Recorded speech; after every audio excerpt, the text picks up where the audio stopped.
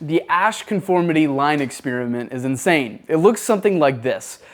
There was a group of test people who were secretly instructed to answer this wrong. The objective was simple. You have these three options and you have to match this line with the correct line. They found that around a third of the people would go against what their eyes believe is true and conform to the wrong answer because the majority of the people said the wrong answer was the right answer. People were willing to go against what their eyes saw just so they wouldn't be in the minority. And that goes into my principle of day 28 of Boys versus Men. A boy wants to be in the majority, a man stands in the minority.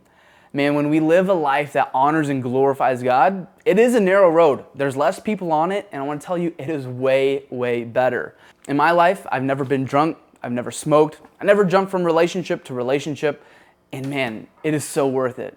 I believe when we submit our life to what God calls us to do and how He calls us to live, it sets us to live a life with so much more freedom. I think a lot of people get it wrong whenever they look at the Bible as these rules that just bring a strict, boring life, because that's actually not true.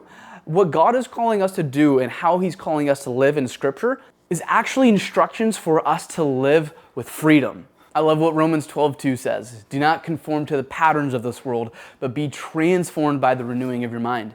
Yeah, being in the minority for the glory of God, we do have to transform our mind because it isn't natural. It isn't what everybody is doing, and it is okay. And it finishes the scripture that then you will be able to test and approve God's will, His good, pleasing, and perfect will.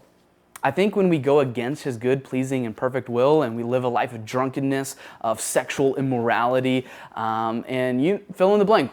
Whenever we go against God's design, His good, pleasing, and perfect will, it makes sense that our life is full of stress, anxiety, and worry.